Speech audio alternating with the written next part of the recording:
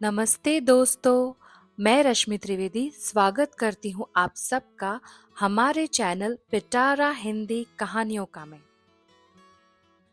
दोस्तों, जैसा कि आप सभी जानते हैं, हम हर सप्ताह अपने फेसबुक पेज पर एक साप्ताहिक लेखन विषय देते हैं और इस विषय पर चयनित रचना को हम अपने YouTube चैनल पर प्रस्तुत करते हैं। इस बार हमारा साप्ताहिक विषय था एक विवाह ऐसा भी, जिसके लिए हमारे पास कई प्रविष्टियां आई थी। तो आज मैं आप सब के लिए लेकर आई हूँ इसी विषय पर चुनी गई एक कहानी, जिसका शीर्षक है जब दोबारा हाथों में रची मेहंदी, जिसे लिखा है आदरणीय लेखिका कंचन शुक्ला जी ने। तो आइए सुनते हैं उनकी यह कहानी।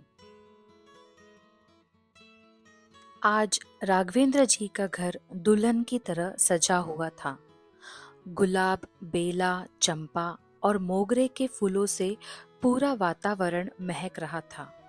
उनकी इकलौती बेटी रति की शादी की रस्में चल रही थी।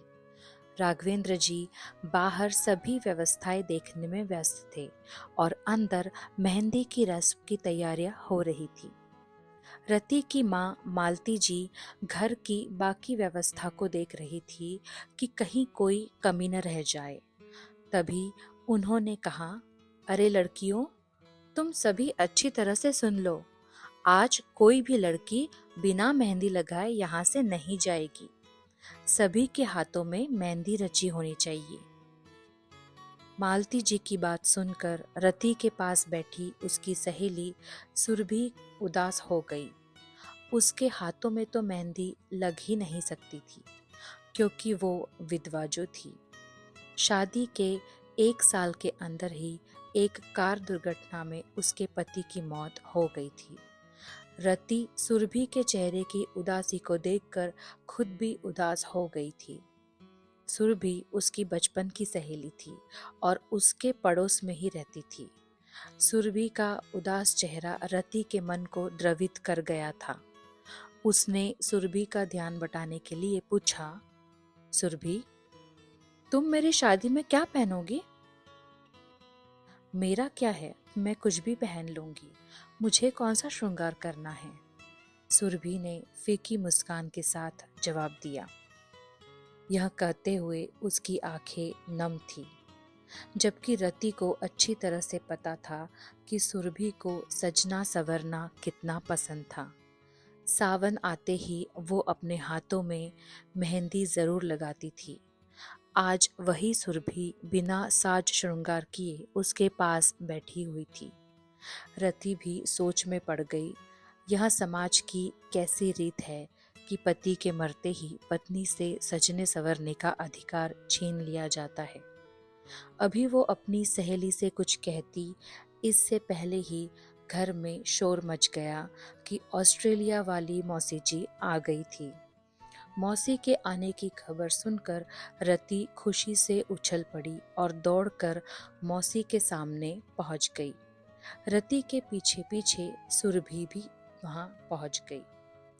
मौसी जी के साथ उनके दोनों बेटे भी थे।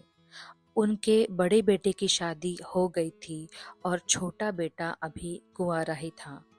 मौसी ने रति को अपने गले लगाकर खूब प्यार किया और उसकी बलाई उतारी। तभी उनकी नजर सुरभि पर पड़ी। सुरभि की उदास आंखें, बिना श्रृंगार का चेहरा देखकर मौसी सोच में पड़ गई, क्योंकि वह इससे पहले जब भी सुरभि से मिली थी उन्होंने उसे चहकते हुए देखा था। सुरभि हमेशा रंग बिरंगे कपड़े पहनती थी, हमेशा सजी सवरी रहती थी। उसके गोरे और खूबसूरत चेहरे पर हमेशा मुस्कुराहट दिखाई देती थी। लेकिन आज तो सुरभि का चेहरा उदास और मुरझाया हुआ लग रहा था।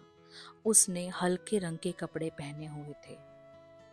अरे सुरभि, तू वहां क्यों खड़ी हुई है? आ मेरे पास। मौसी ने बहुत प्यार से उसे अपने पास बुलाया। वो संकोच करती हुई मौसी के पास गई। यह कैसी सूरत बना रखी है तूने सुरभि? तेरी सहेली की शादी है और तू इतनी उदास और मुरझाई हुई क्यों लग रही है? मेहंदी में यही कपड़े पहनेगी क्या? इसमें तो तेरी फोटो भी अच्छी नहीं आएगी। समझी? जा, जल्दी से कपड़े बदल कर आ। मौसी जी ने उसे प्यार से डांटते हुए कहा।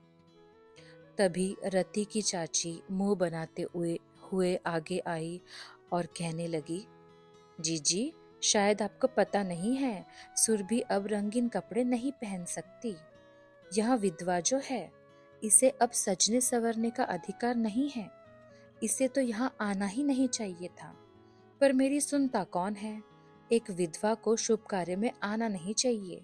अपशकुन होता है, अपशकुन। पर मेरी मालती जीजी और रति इन सब बातों को नहीं मानती। मैं भी क्या करती, सो बस चुप रह गई। रति की चाची की तंज भरी बातें सुनकर सुरभि की आंखों में आंसू आ गए और वो वहां से जाने ही लगी थी कि मौसी ने पूछा, अरे सुरभि, तुम कहाँ जा रही हो? यहाँ आओ, मेरी ओर देखो और मेरी बात गौर से सुनो।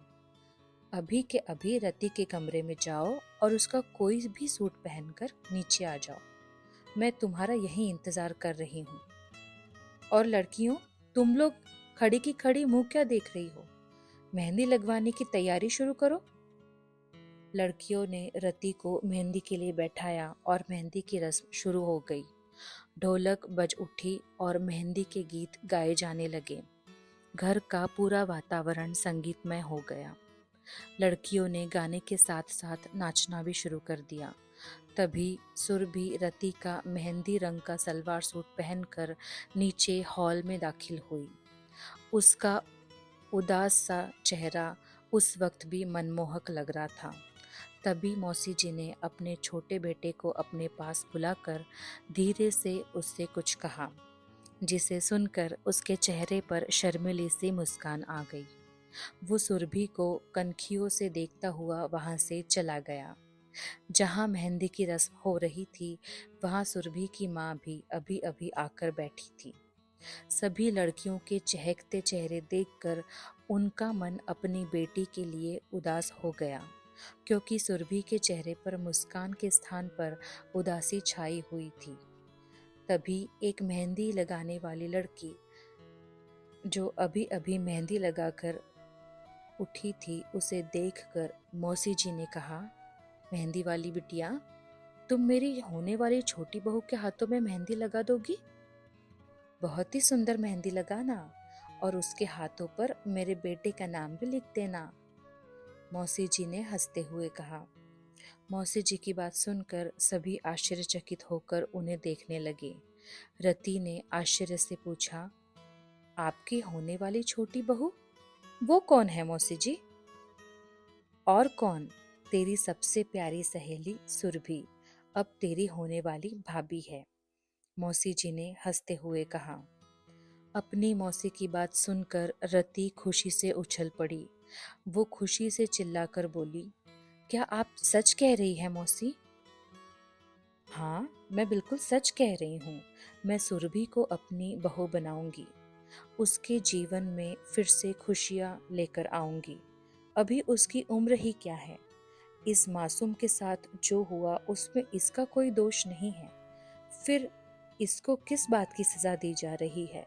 लोग इसे अपशकुनी कह रहे हैं, जबकि सभी जानते हैं कि जिंदगी और मौत ईश्वर के हाथों में होती है। तो सुरभि उसकी जिम्मेदार कैसे हुई? ईश्वर ने हमें इंसान बनाया है, तो हमें अपनी इंसानियत नहीं भूलनी चाहिए। अगर हम किसी के दुख को दूर नहीं कर सकते, तो उसे बढ़ाने का काम भी नहीं करना चाहिए।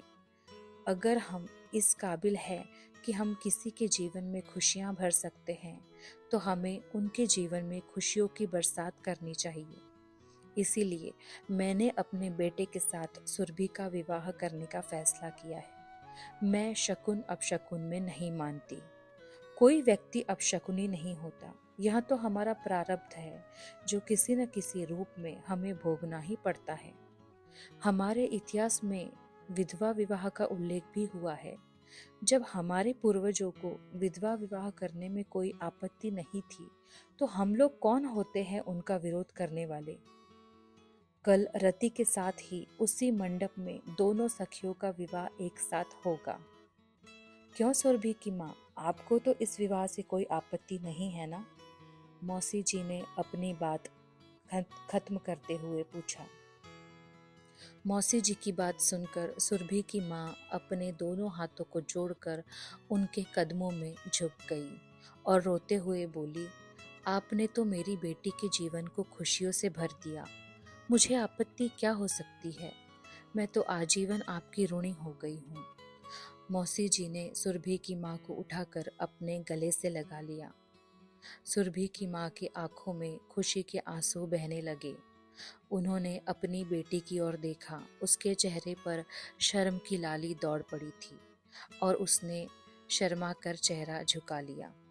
तभी रति की माँ मालती जी ने खुश होकर कहा, लड़कियों, ढोलक बजाओ, आज मैं भी नाचूंगी, क्योंकि आज मेरी दोनों बेटियों के हाथों में शगुन की मेहंदी लगने जा रही है। वहां उपस्थित सभी के चेहरों पर मौसी जी के लिए सम्मान और श्रद्धा के भाव दिखाई दे रहे थे। यही तो हमारी भारतीय संस्कृति है, संस्कार है। जब हम स्वार्थ को त्याग कर अपने साथ साथ दूसरों के जीवन में भी खुशियों की सौगात बांटते हैं, तो हमारी परंपराओं का मान बढ़ जाता है। तो दोस्तों, ये थी लेखिका कंचन शुक्ला जी द्वारा लिखी गई रचना। मैं आशा करती हूँ यह आपको ज़रूर पसंद आएगी। आप सभी से निवेदन है कि कमेंट बॉक्स में कमेंट करके लेखिका को प्रोत्साहित ज़रूर करें। साथ ही हमारे चैनल को लाइक एंड सब्सक्राइब करना ना भूलें। आज के लिए बस इतना ही। फिर मिलूंगी एक नई रचना, एक नई कहानी के साथ। तब तक के लिए अलविदा।